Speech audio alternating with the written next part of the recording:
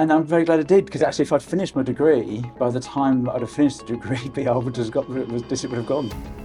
Freightliner, the legendary name behind America's hardest working trucks, just froze all U.S. production. No warning, no explanation. The headlines missed it, but the economic aftershocks are now shaking towns, ports, and political campaigns nationwide. This wasn't just a factory decision. It was the first domino in a manufacturing exodus. But why did this even happen in the first place? Why did the collapse begin in silence? And how did tariffs meant to protect America force its own industries offshore? Stick around, because by the time you finish this video, you'll realize it wasn't just a policy mistake, it was the blueprint for collapse. Behind closed doors, no public statements, no union consultations, just silence, followed by a pivot. At Freightliner's Charlotte headquarters, optimism evaporated. Capital improvement plans disappeared from internal documents. Leadership canceled regional travel. Quietly, a shift was underway, from expansion to retreat. Shareholders received early briefings. Union representatives did not. What came next was a carefully constructed roadmap dressed in euphemisms. Consolidation of operations, strategic repositioning, global efficiency optimization. In plain language, it meant shutting down American plants and relocating production overseas. 3 of Freightliner's largest U.S. sites were flagged for exit modeling. The plans included timelines, severance budget forecasts, labor contract nullification strategies, and communications protocols for handling public backlash. They weren't contingency blueprints. They were go orders waiting for board approval. Meanwhile, the plant floors in towns like Gaffney and Cleveland told a different story. Forklifts moved steadily. Workers clocked in without fail. No one imagined that spreadsheets in Charlotte were already pricing their exit. What made the betrayal cut deeper was the precision with which the transition was hidden. Equipment audits were disguised as safety checks. Staffing reviews passed off as performance optimization. Freightliner leadership knew the stakes and kept the workers in the dark until everything was ready to move. Because when the signal was finally given, it would not be a discussion, it would be a detonation. The shockwave. It wasn't just a closure, it was a rupture in the lives of thousands. The Gaffney plant had been more than just a job site. It was part of the town's soul. Families had worked there across generations. The wages supported homeownership, education, and local commerce. The morning the shutdown went public, everything collapsed in real time. There were no gentle notices. Some workers found out as they were escorted off the floor. Others received impersonal emails. Within weeks, thousands were unemployed. Contractors, delivery partners, maintenance staff, entire support ecosystems vanished alongside the main operation. Local businesses began to fold, diners emptied, barbershops went quiet, a school district canceled its music program. Even elective procedures at the town hospital declined as people lost their health insurance. Gaffney was not just losing paychecks, it was bleeding identity. The emotional toll eclipsed even the economic destruction. Workers who had devoted 30 years or more felt discarded. Community trust eroded. In church basements and grocery store aisles, conversations turned into grievances. The company's exit felt surgical, designed to protect shareholders, not people. Residents didn't just blame Freightliner, they turned their anger toward Washington. The tariffs, once cheered as patriotic, had instead detonated a critical part of the local economy. It was not foreign competition that ended their jobs, it was domestic policy. And across the country, other towns began preparing for the same story to repeat. The numbers don't lie. Freightliner's collapse was not a blunder, it was a calculation. Before the tariffs, Freightliner's profit margin on its U.S. operations hovered near 14%. Within 9 months, that figure shrank to just above 4%. Internal estimates showed the company would need to increase output by 40% just to break even. That was never going to happen. Foreign manufacturers had quietly shielded themselves. Volvo, Hyundai, and Tata secured long-term steel contracts that protected them from global price swings. Their trucks arrived on American lots with better dealer incentives and tighter pricing. While Freightliner was cutting costs and delaying orders, competitors were ramping up deliveries. What Freightliner presented to the public as a painful choice was, in reality, a long-anticipated pivot. Transition documents had been prepared weeks in advance. Facility relocation plans, worker layoff schedules, legal scripts for media inquiries. This was not an emergency reaction, it was an orderly departure. The shutdown may have started with one company, but it quickly became a harbinger. Analysts warned that other manufacturers were watching closely. The path had been cleared. Freightliner's retreat was not the end of the story, it was the opening chapter. Because when an industrial titan leaves the field, it creates a vacuum, and what fills that space often comes from far beyond American borders. The first domino falls. Freightliner's shutdown was more than a business decision. It was a coded signal. The moment the company froze U.S. production, boardrooms across America lit up. Analysts reviewed their spreadsheets. Executives gathered behind closed doors. And suddenly, one of the most iconic names in trucking had rewritten the rules of survival. Within days, senior leadership at Ford, General Motors, and Stellantis met in Detroit. The topic wasn't whether Freightliner had failed, it was whether they had jumped ship first. Freightliner's retreat reframed the question. What if the patriotic thing to do was now the most financially irresponsible? Suppliers caught the message immediately. Component makers who had relied on Freightliner's orders began reaching out to competitors, sensing a need to reposition before collapse spread. Some quietly slashed their internal U.S. capacity forecasts. Others looked to Mexico or India to find stability. Even logistics companies adjusted. One major carrier, once reliant on long-haul deliveries to Freightliner assembly plants, began pivoting to e-commerce contracts before the ink had dried on the shutdown notice. They weren't waiting for the next hammer to fall. They were sidestepping the crater. The ripple effect wasn't just reactive. Freightliner's decision redefined what resilience looked like. In a world where loyalty to American manufacturing once meant strength, now it meant vulnerability. And that new logic was about to go mainstream. Now we mapped every foreign facility Freightliner activated after the shutdown. India, Mexico, Poland. You now see how America lost the trucking wheel, while the world quietly took over. If that kind of research is worth your time, subscribing helps keep it coming. Everyone's watching. What once was taboo had now become strategy. Freightliner didn't just exit U.S. production. It made leaving acceptable, not just defensible in boardrooms, but justifiable in front of shareholders. The shift was immediate and undeniable. Companies that had sat quietly on the sidelines now had cover. They pointed to Freightliner as the precedent. Harley-Davidson became the first to seize that opening. When it announced an expansion in Thailand, observers weren't surprised. Freightliner had paved the way. What once would have been a public relations disaster was now explained away with a single sentence. We're optimizing our global footprint. Ford executives began showing up in Ontario and Querétaro. Boeing expanded quietly into Poland and Brazil. These moves were no longer concealed. They were normalized. Shareholder reports referenced international diversification. Marketing campaigns remained patriotic, but operational maps told a very different story. What changed wasn't just location, it was allegiance. Companies were no longer loyal to countries. They were loyal to margin. Freightliner gave the industry a template. The shutdown became a business school case study. Pundits debated the politics, but executives understood the message. Staying in the U.S. wasn't a promise, it was a risk. And while executives strategized and boards applauded, the towns that built these companies faced an entirely different kind of reckoning. Local fallout. The collapse wasn't abstract. It was personal. In Gaffney, Cleveland, and Mount Holly, the Freightliner freeze played out like a slow-motion disaster. As paychecks vanished, so did foot traffic. Local governments watched tax revenue fall. Sales tax collections dipped. Schools began losing students, not because of declining birth rates, but because families were moving away. At Pauline's Diner, the morning crowd disappeared. Evelyn, the owner, was forced to lay off half her staff. A place once filled with laughter and routine now served silence and goodbye meals. Regulars vanished. The future of the diner, like the town, was uncertain. Home prices suffered too. Listings that once held strong at $200,000 now sat idle at $160,000. Not because of structural damage, but because no one wanted to invest in a town without jobs. The emotional weight hit even harder. Workers who had spent decades in manufacturing found themselves applying for part-time roles at discount stores. Entire communities lost their sense of purpose. Churches began offering job fairs alongside Sunday services. Pharmacies saw a rise in stress prescriptions. Local headlines read like obituaries for a way of life. In desperation,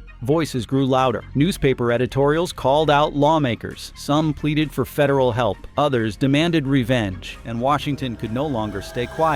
Policy backlash.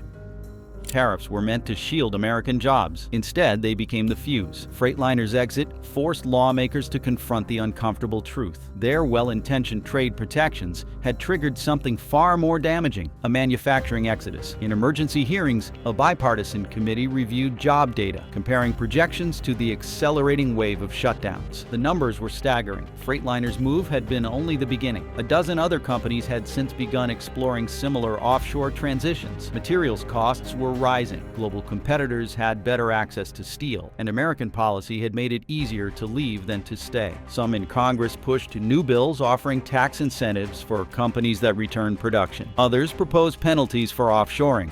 But the damage had already begun. Policy alone wouldn't reverse it. Trust had been broken. Behind the scenes, industry groups pushed lawmakers to stop escalating the crisis. One white paper, passed quietly through committee offices, warned, if Freightliner can walk, anyone can. It wasn't a theory, it was a warning. The political fallout spread fast. Campaign rallies turned tense. Protesters held up signs asking where the politicians were when factories fell silent. Incumbents scrambled to rewrite their records. Opponents branded them traitors to the working class. In strategy memos across corporate America, a new phrase was being repeated without irony: follow the Freightliner model. The vacuum gets filled.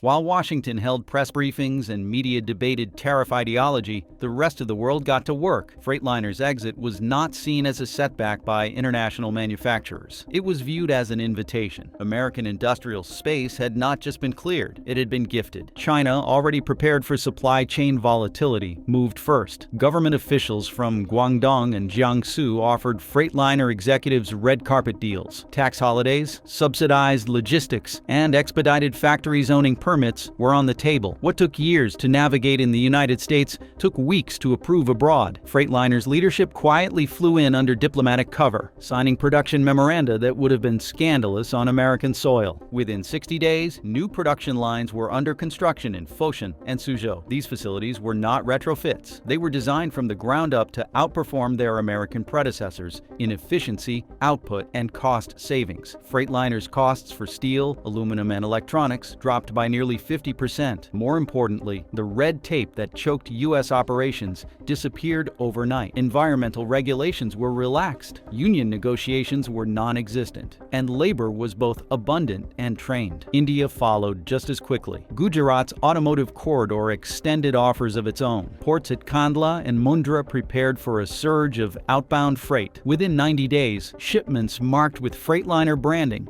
began flowing westward from Indian ports. Many of the parts once milled in South Carolina were now being laser cut in Ahmedabad. This was not chaos, this was choreography, strategic, precise, and ruthless. While American towns waited for answers, foreign production lines were already humming, and by the time anyone in Washington grasped what had happened, the American industrial vacuum was no longer empty. It had simply been relocated. Europe's turn.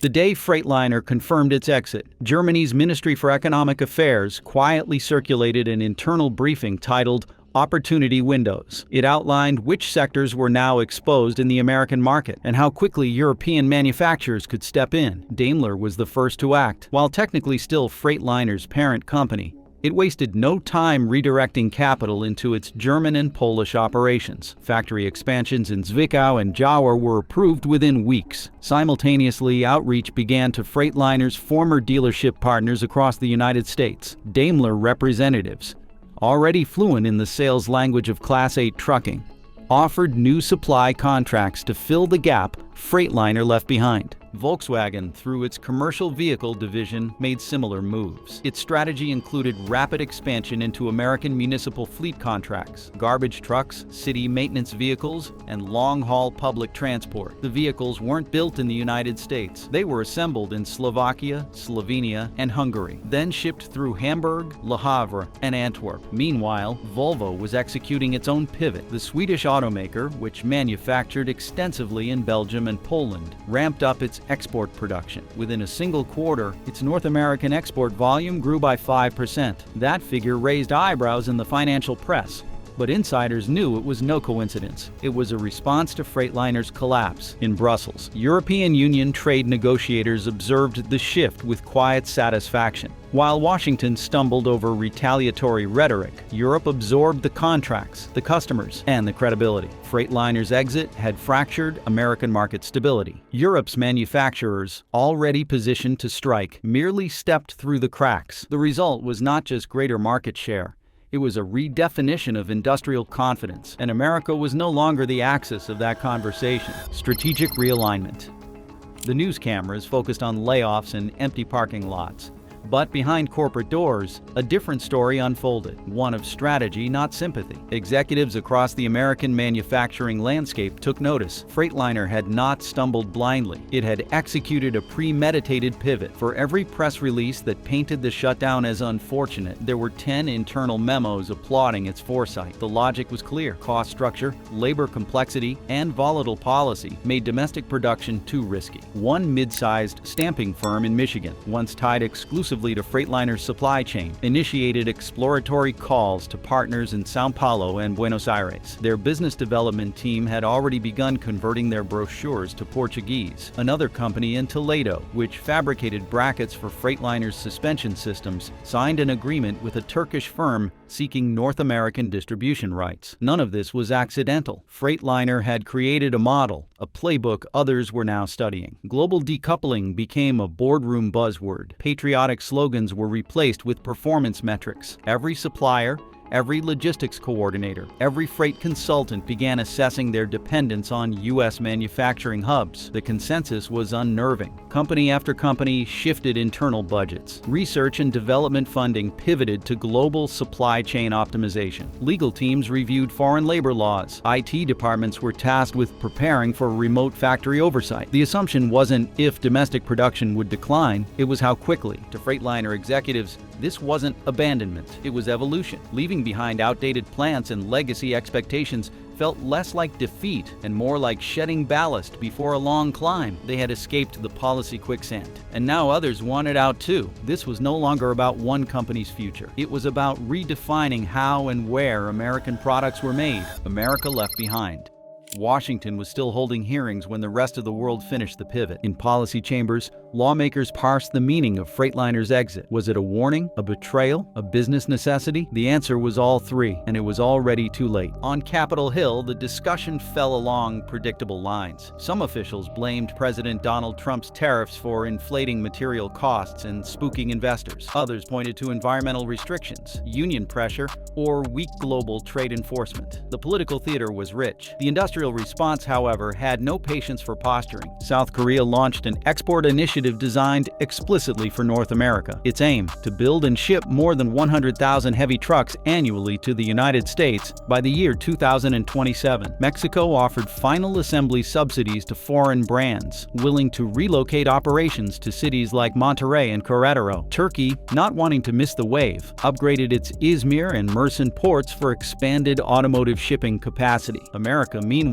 was stuck in a feedback loop. Trucking schools struggled to adapt to foreign diagnostic systems. Mechanics retrained on European software. Dealers rewrote service contracts. The dashboard on American freight transport had been rewritten in a dozen different languages. At the consumer level, trust began to erode. Truckers noticed longer parts wait times. Fleet operators voiced concern over the reliability of imported units. Yet none of that reversed the trend. Freightliner's departure had not simply vacated an assembly line. It had broken the narrative that American manufacturing was indispensable. Those last trucks built in the United States may still be on the road, but their successors are being built elsewhere, cheaper, faster, and further away from the flag stamped on their predecessors. And the only question left is whether the country that once led the freight world can still find its place in it. The lesson America ignored. What Freightliner shattered wasn't just industrial output, it was faith. For generations, America believed in a simple covenant: build here, stay here. Communities poured public funds into training centers, infrastructure, and tax incentives under the assumption that corporations would honor their commitments. Freightliner's departure proved otherwise. Loyalty, it turned out, was conditional. Conditional on margins. Conditional on politics, conditional on speed. The tariffs that were meant to defend American manufacturing exposed just how unprepared that manufacturing base had become. Without a domestic steel ecosystem ready to support the shift, and without transportation infrastructure fast enough to compensate, the policy collapsed under its own weight. What was sold as protection became a trigger, and companies like Freightliner ran the calculations and opted out. By the time federal agencies began drafting relief measures, it was too late. Supply chains had already rerouted. Technical talent was already in negotiations with firms abroad, and confidence, once lost, proved far harder to reclaim than physical jobs. Freightliner's executives never returned to South Carolina town halls. Their silence spoke volumes, and it didn't just impact workers. It hit local governments. Economic development directors who had spent their careers recruiting major manufacturers began changing course entirely. Across the country, a quiet revolution in strategy was underway. Cities stopped chasing whales and began building coral reefs, dense networks of small, flexible, resilient businesses that could adapt to shocks and weather global storms. In business schools and economic think tanks, Freightliner's collapse replaced case studies about corporate innovation. It became a cautionary tale, not just of failure, but of misplaced trust. And while Washington debated theoretical fixes, the most important shifts were happening elsewhere, on the ground, in the hands of those who had lost the most and decided to rebuild anyway. The workers strike back. In the ruins of shutdowns, something remarkable began to stir. For many of the workers who had spent their lives assembling Class 8 trucks, waiting for rescue was not an option. They had heard enough empty promises. Instead, they began building, not alone, but together. Across Gaffney, Cleveland, and Mount Holly, informal networks began taking shape, not driven by unions alone, but by local initiative. Laid-off engineers, welders, and machinists formed collectives. Some pooled resources to rent abandoned warehouse space and launch fabrication shops. Others formed cooperatives to remanufacture parts for older fleet vehicles, salvaging what was still on the road and giving it new life. One group in South Carolina retrofitted a delivery truck with an electric powertrain designed for low-speed municipal use. That prototype led to city contracts. What began as a side project became a regional fleet service company. Their motto, painted on the side of every vehicle, read, "Built here, stays here." Other efforts bloomed in unexpected places. Former supply chain managers created logistics software startups tailored to small agricultural co-ops. A retired Freightliner supervisor worked with local farmers to fabricate low-cost irrigation systems suited to Carolina's changing climate. Local banks, once reluctant to lend without big business backing, began issuing microgrants. With federal programs tangled in bureaucracy, towns began experimenting with direct community lending models. The bet wasn't on scale, it was on ingenuity. These weren't acts of nostalgia. They were moves towards sovereignty. A workforce that had been discarded was now writing its own playbook, one that prioritized local control, flexibility, and mutual accountability. What had once looked like collapse was revealing itself as reinvention. The tools were the same, the hands were the same. The only thing that had changed was who held the blueprint. The road back home. Even from thousands of miles away, the silence in Freightliner's old facilities echoed louder than any press conference. Shuttered plants in South Carolina sat intact. Roofs were maintained. Utilities stayed connected. The buildings looked asleep, not abandoned. Local zoning boards quietly renewed permits. A former plant foreman volunteered every weekend to walk the grounds, check the gates, and submit basic maintenance logs. No one paid him. He just didn't want the place to fall apart. Not yet. Thousands of miles away, the situation that looked promising on paper was proving far messier in practice. Freightliner's pivot to global production came with unexpected complications. Shipping backlogs delayed parts. Cost overruns in India, driven by labor instability and raw material shortages, slashed margins. In China, new environmental restrictions and internal political friction slowed output at several contract facilities. Freightliner trucks destined for U.S. customers arrived late. Some arrived incomplete. Fleet operators,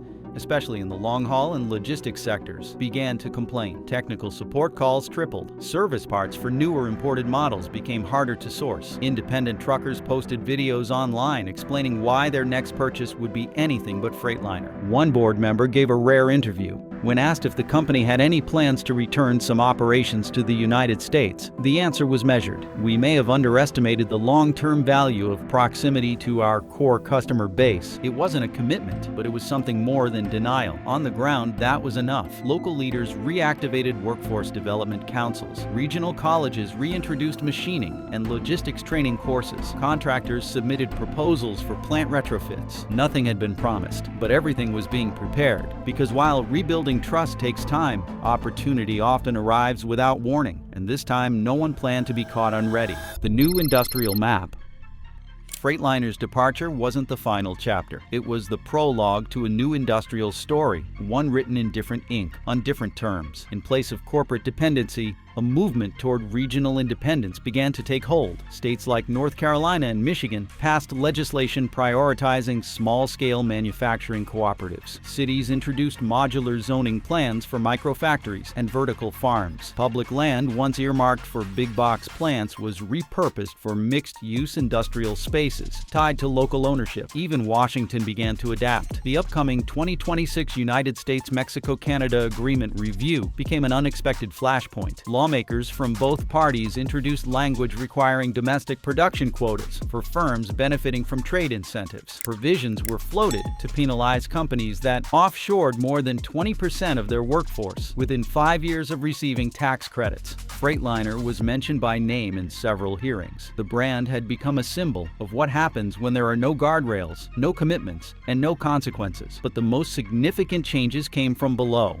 In community workshops, high school classrooms, and startup incubators, a different kind of economy was being mapped. One that didn't rely on multinational loyalty, one that didn't chase lowest cost labor, one that didn't collapse at the first tariff announcement. This wasn't a return to the past, it was something else entirely, a hybrid future built on hard-won knowledge. America had learned that slogans weren't strategy, that ribbon cuttings didn't guarantee permanence. That pride in domestic production only meant something if it came with power. Freightliner had left behind more than jobs. It left a hole in the country's industrial psyche. But from that void, a new kind of strength was emerging, less flashy, less dependent, and far more durable. Because in the end, this story wasn't about trucks, it was about ownership. And this time, the people were holding the keys. That is why I want to hear from you. What's your take on this? Let's know in the comments down below.